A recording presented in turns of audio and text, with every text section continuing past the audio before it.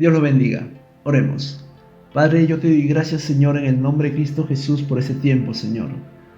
Por permitirnos una vez más conocer más de tu palabra, Padre. Yo te pido en el nombre de Jesucristo que seas tú hablándonos por medio de tu palabra y que sea tu Espíritu guiándonos a través de la misma.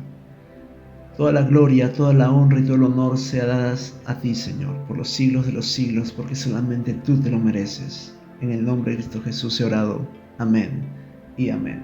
Y vamos a comenzar este primer capítulo de Apocalipsis y vamos a ver lo que el Señor nos quiere mostrar a través de cada capítulo de este precioso libro. Así que empecemos. Vamos a leer lo que dice Apocalipsis 1, verso 1. Esta es la versión Peshitta, y dice: la revelación de Jesucristo, que Dios le dio para mostrar a sus siervos las cosas que deben acontecer en breve, y que la dio a conocer enviándola por medio de su ángel a su siervo Juan. Vamos a analizar primeramente este primer versículo, y la palabra de Dios nos muestra que la revelación es de Jesucristo. Ese es el primer punto que vemos en el verso 1. Y que esta revelación le fue dada por Dios para mostrar a sus siervos las cosas que deben acontecer. Esta primera parte del primer versículo nos muestra de que esta revelación es no solamente para Juan, sino que es para los siervos de Dios, para todos nosotros, quienes buscamos a Dios, quienes tenemos al Espíritu Santo en nosotros, podemos entender por medio del Espíritu Santo las Escrituras. Sobre todo en estos tiempos, el Señor está trayendo revelación a sus hijos. No solamente está trayendo revelación a los profetas, sino, como dice la palabra de Dios, a sus siervos, a los que les sirven a Dios. A todos los que servimos al Señor, el Señor está trayendo revelación. Y servir al Señor no significa solamente tener un ministerio, significa también servir al Señor con tu corazón, con tu manera de vivir, y que sea cada vez más Cristo en ti. Y el verso continúa diciendo que estas cosas deben acontecer en breve. ¿Y qué significa esta palabra? Porque muchas personas antiguamente decían: el Apocalipsis ha sido escrito en el siglo I y han pasado muchos siglos y todavía no han acontecido esas cosas que dice la palabra que debe acontecer en breve. Esto generó controversias, pero vamos a ver las dos posturas en cómo se debe interpretar esta parte. La primera es tomando en cuenta 2 de Pedro 3:8, que dice: pero amados, no ignoréis esto, que para el Señor un día es como 1000 años y 1000 años como un día. Esto quiere decir que para el Señor su perspectiva de tiempo no es la misma que la de nosotros. El hecho de que el Señor diga que estas cosas deben acontecer en breve no significa que esto está dentro de nuestra perspectiva de tiempo. Ese es el primer punto que debemos considerar considerando el versículo 2 de Pedro 3:8. La segunda postura es pensar en la palabra breve en el original. Y la palabra breve en el original es la palabra Strong G5034, que es tajos, que significa espacio breve de tiempo o rapidez. ¿Qué quiere decir esto? Que todas las cosas que están escritas en el libro de Apocalipsis deben suceder dentro de un espacio corto de tiempo.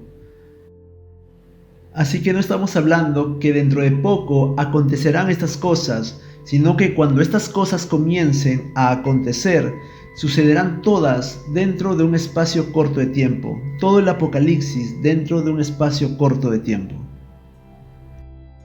Luego continúa el verso 1 diciendo: y que la dio a conocer enviándola por medio de su ángel a su siervo Juan. Este punto también es un poco conflictivo, ya que algunas personas piensan de que este ángel es Jesús. Sin embargo, es Jesús quien envía un ángel para dar testimonio de estas cosas a las iglesias y usa a Juan. Y esto lo podemos ver en Apocalipsis 22:16, que lo voy a citar aquí inmediatamente. Y dice: yo, Jesús, he enviado mi ángel para daros testimonio de estas cosas en las iglesias. Yo soy la raíz y el linaje de David, la estrella resplandeciente de la mañana. Apocalipsis 22:16. Con este versículo queda claro de que el Señor envía un ángel para dar testimonio de estas cosas en las iglesias. Más adelante en este estudio vamos a comprobar aún con la palabra la divinidad de Jesucristo. Así que prosigamos. El verso 2 dice que ha testificado mediante la palabra de Dios y por el testimonio de Jesucristo acerca de todas las cosas que vio. El testimonio que da Juan ha sido por medio de la palabra de Dios, y por medio de la palabra de Dios ha presentado el testimonio de Jesucristo que le fue mostrado. Entonces, esto también queda claro y quiero ponerlo aquí en un recuadro verde. Listo, y lo vemos de esta manera. Juan toma como medio la palabra de Dios para presentar el testimonio de Jesucristo que le fue mostrado. ¿Y cómo le fue mostrado? Como dice aquí al final del verso 1, y que la dio a conocer enviándola por medio de su ángel a su siervo Juan. Ahora vamos a proseguir con el verso 3. Dichoso el que lee y los que escuchan las palabras de esta profecía y guardan las cosas que en ella están escritas, porque el tiempo está cerca. Aquí hay dos puntos importantes, que es dichosos el que lee y los que escuchan. Así que el leer Apocalipsis o el escuchar el libro de Apocalipsis trae dicha a tu corazón. Y no solamente trae dicha al que enseña, sino también al que escucha. Pero también continúa el versículo diciendo, y guardan las cosas que en ella están escritas. Es decir, aún los que guardan las cosas que están escritas en Apocalipsis son dichosos. Pero ¿qué significa guardar? Esta palabra es la palabra Strong G 5083, tereo, que significa de pérdida o daño, propiamente por mantener el ojo sobre, es decir, mantener el ojo sobre las cosas que están escritas en Apocalipsis. En otras palabras, meditar en estas profecías. El hecho de meditar en Apocalipsis trae dicha a tu vida. Y finaliza el verso 3 diciendo, porque el tiempo está cerca. Y en este punto sí está hablando de que el tiempo está cerca de llegar. No que las cosas van a acontecer en un espacio breve de tiempo, sino que está cerca a llegar las cosas que en ella están escritas. Por lo tanto, en este punto podemos considerar 2 de Pedro 3:8. El verso 4 dice, Juan, a las 7 iglesias que están en Asia, gracia y paz sean a ustedes de parte del que es, y que era, y que ha de venir, de los 7 espíritus que están delante de su trono. Resaltamos aquí en el verso 4 las 7 iglesias y los 7 espíritus. Sabemos todos los cristianos de que el número 7 significa perfección y que significa también plenitud. Es decir, que cuando el Señor da su mensaje a las 7 iglesias, no está dando solamente a las iglesias de Asia que están mencionadas allí, sino también de manera espiritual está dando el mensaje a la iglesia de Cristo en todo el mundo y de manera general. Lo siguiente que resalté son los 7 espíritus que están delante de su trono. ¿Quiénes son o qué representan los 7 espíritus? En Apocalipsis 4:5 dice, y del trono surgían relámpagos y estruendo de truenos, y delante de su trono había 7 lámparas de fuego ardiendo, las cuales son los 7 espíritus de Dios.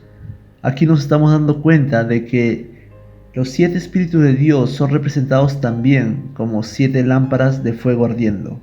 ¿Y qué es esto? No es otra cosa que lo que es conocido como el candelabro o la menorá.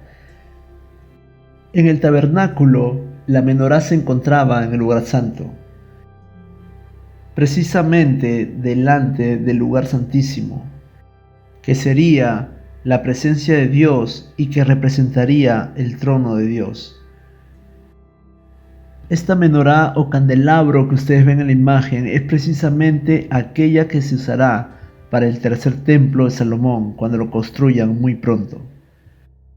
Continuando con esto de los 7 espíritus de Dios, Apocalipsis 5:6 dice lo siguiente: Después vi, y he aquí en medio de los ancianos estaba un cordero de pie como inmolado, que tenía 7 cuernos y 7 ojos, los cuales son los 7 espíritus de Dios que son enviados por toda la tierra. En este versículo vemos que los 7 espíritus de Dios son representados como 7 ojos, ya no como 7 lámparas. Por lo tanto, las 7 lámparas y los 7 ojos representan lo mismo, los 7 espíritus de Dios. Y dice el verso 6 de Apocalipsis 5 de que estos 7 ojos son enviados por toda la tierra. Así que podemos llegar a la conclusión de que los 7 espíritus de Dios son mencionados como 7 lámparas y como 7 ojos, y esto es la representación del Espíritu Santo. En el versículo 5 dice lo siguiente: y de parte de Jesucristo, el testigo, el fiel, el primogénito de los muertos y el soberano de los reyes de la tierra, el que nos ha amado y con su sangre nos desató de nuestros pecados. ¿Por qué Jesús es conocido como el primogénito de los muertos? Simplemente porque fue el primero en resucitar. Y tal vez te preguntarás, ¿y qué hay de Lázaro? Pues bien, Lázaro resucitó y volvió a morir. Todos los que fueron resucitados en la Biblia resucitaron y volvieron a morir. Sin embargo, Jesucristo resucitó y está vivo y vivo por siempre. Es por ello que Jesucristo lleva como título en este versículo el primogénito de los muertos, porque fue el primero que resucitó para no ver más la muerte. Y continuamos el verso 5 en la parte que dice: y el soberano de los reyes de la tierra. Este versículo nos quiere decir de que el Señor es soberano sobre todo líder que se encuentra sobre la tierra, sobre todo presidente, sobre toda persona que tiene un cargo de poder. El Señor tiene soberanía sobre ellos. Y esto lo podemos ver en los siguientes versículos de Ezequiel 38. El verso 10 y 11 dice: así dice el Señor Dios: sucederá en aquel día que pensamientos vendrán a tu mente y concebirás un plan malvado. Y dirás: subiré contra una tierra indefensa, iré contra los que viven tranquilos, que habitan confiados, que habitan todos ellos sin murallas, sin cerrojos ni puertas. Continúa diciendo Ezequiel 38, verso 16: y subirás contra mi pueblo Israel, como una nube para cubrir la tierra. Sucederá en los postreros días que te traeré contra mi tierra, para que las naciones me conozcan cuando yo sea santificado por medio de ti ante sus ojos, oh Gog. Estas palabras que está dando el Señor en Ezequiel 38 nos muestra su soberanía sobre todo pensamiento, sobre toda actitud que hay en los líderes de la tierra. Las cosas que están sucediendo actualmente están totalmente bajo el control de Dios. En la guerra de Gog y Magog, en el verso 16 dice la Biblia que será el Señor quien traerá a Gog contra Israel. Y ahí está subrayado en azul: sucederá en los postreros días, o esto es, en los últimos días, que te traeré contra mi tierra. ¿Quién trae a Gog contra Israel? Es el Señor. Y esto lo dice la palabra de Dios. Todas las cosas que están sucediendo a nivel mundial, todo acontecimiento, toda reunión de presidentes, todo está bajo la soberanía de Dios y todo está marcando un plan y un propósito perfecto. Respecto a la guerra de Rusia y Ucrania, en el próximo video haré un análisis bíblico sobre lo que significa esta guerra, y luego continuaremos con los estudios de Apocalipsis en el capítulo 2. Y Ezequiel 39, 1 y 2 dice: y tú, hijo de hombre, profetiza contra Gog y di: así dice el Señor Dios, he aquí, yo estoy contra ti, Gog, príncipe de Ros, Mesec y Tubal. Te haré dar vuelta y te empujaré, te recogeré de las partes remotas del norte y te traeré contra los montes de Israel. Esto que está subrayado en azul nos muestra que es Dios quien está trayendo a Gog contra Israel.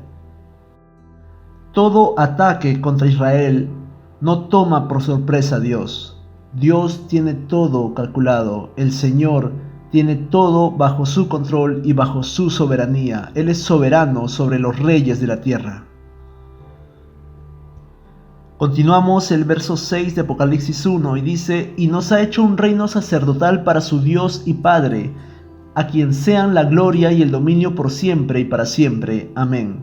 He aquí que Él viene en nubes, y todo ojo lo verá, aun los que lo traspasaron.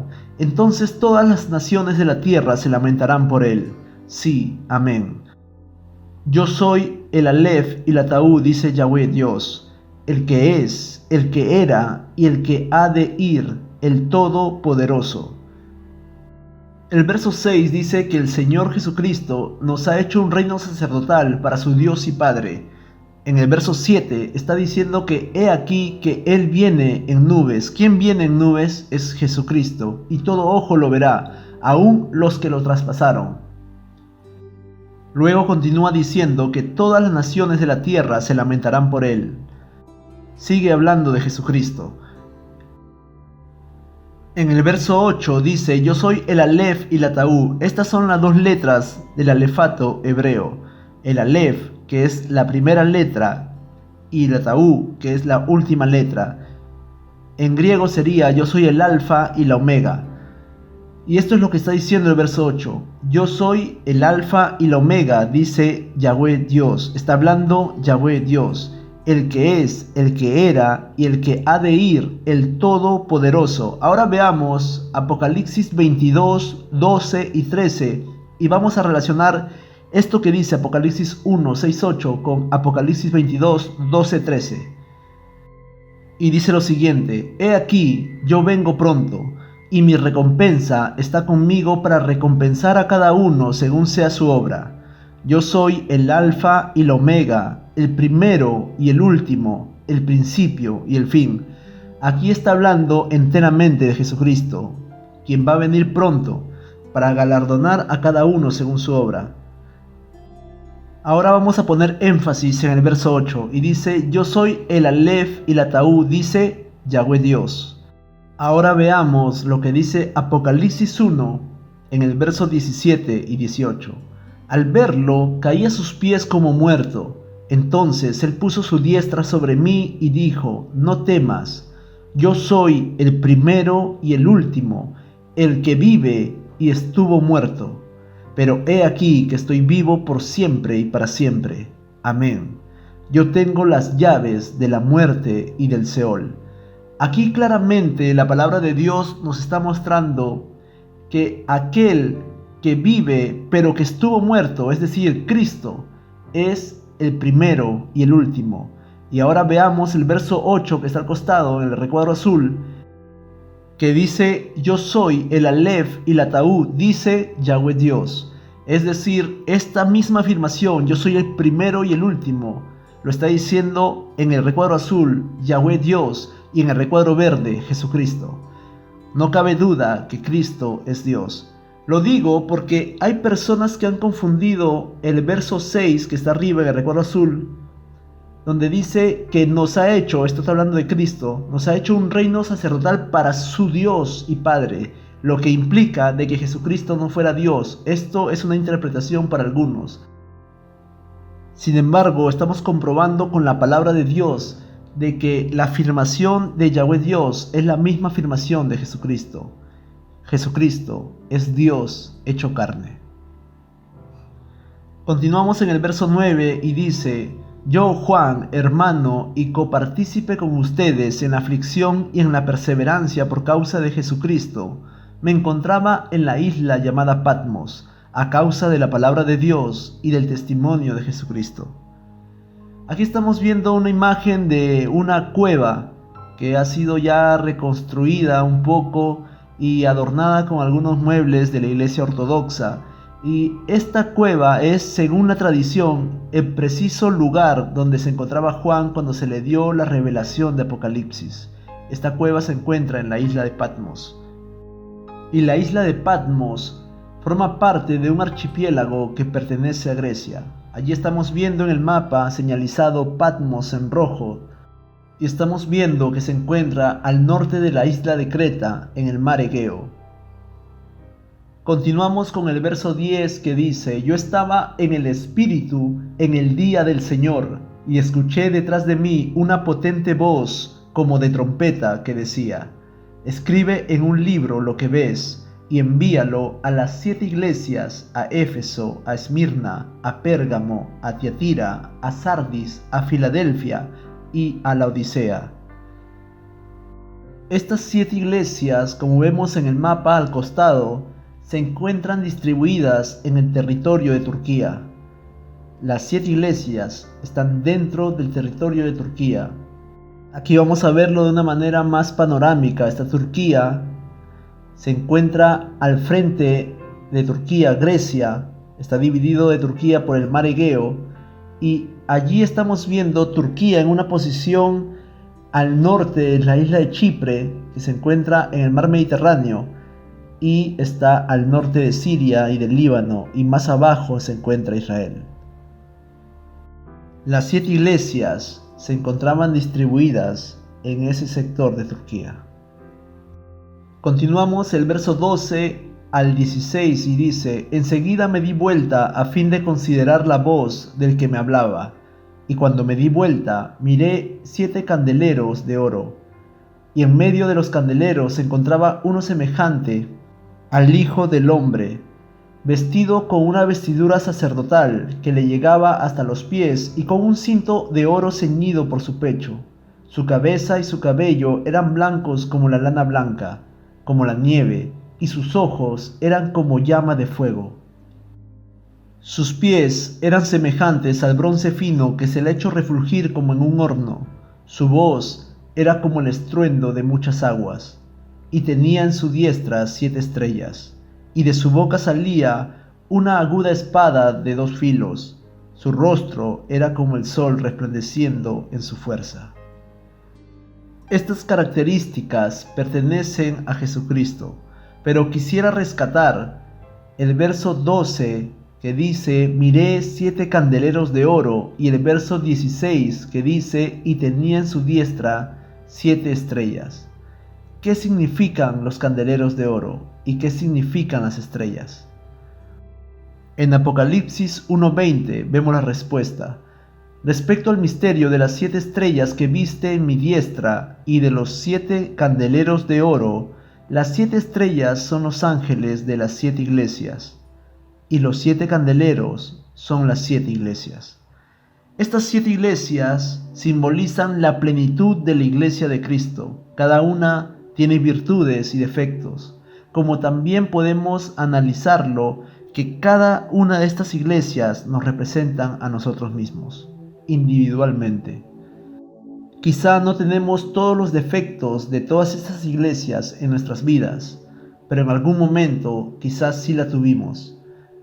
El mensaje a las 7 iglesias es un mensaje para la iglesia de Cristo en general, pero también es un mensaje para tu vida. Míralo también de manera personal. En Apocalipsis 1:20 dice: las 7 estrellas son los ángeles de las 7 iglesias, y los 7 candeleros son las 7 iglesias. Los ángeles de las 7 iglesias son los mensajeros de las iglesias.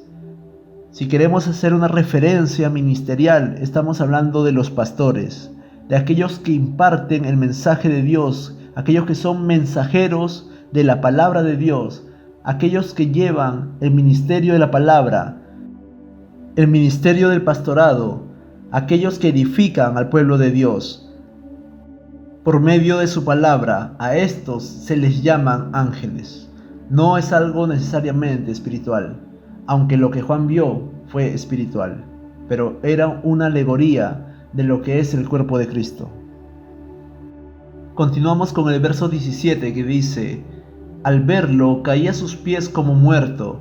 Entonces él puso su diestra sobre mí y dijo: no temas, yo soy el primero y el último. Estas palabras del Señor muestran su fidelidad consigo mismo. El Señor nos prometió estar con nosotros siempre, y vemos aquí que el Señor le dice a Juan que no tema, y puso su diestra sobre él. Esto nos hace referencia a Isaías 41:10. No temas, porque yo estoy contigo. No desmayes, porque yo soy tu Dios que te esfuerzo. Siempre te ayudaré, siempre te sustentaré con la diestra de mi justicia. El Señor es fiel con su palabra. A lo largo de la palabra de Dios vemos promesas del Señor para tu vida. Dios es fiel con su palabra. Todo lo que el Señor nos dice en su palabra, el Señor lo cumple. Gloria a Dios por la fidelidad del Señor para con nosotros. Porque aunque nosotros seamos infieles, como dice su palabra, Dios permanece siendo fiel, porque no puede negarse a sí mismo. El verso 18 dice: el que vive y estuvo muerto, pero he aquí que estoy vivo por siempre y para siempre. Amén. Yo tengo las llaves de la muerte y del Seol. El verso 20 dice: respecto al misterio de las 7 estrellas que viste en mi diestra y de los 7 candeleros de oro, las 7 estrellas son los ángeles de las 7 iglesias y los 7 candeleros son las 7 iglesias.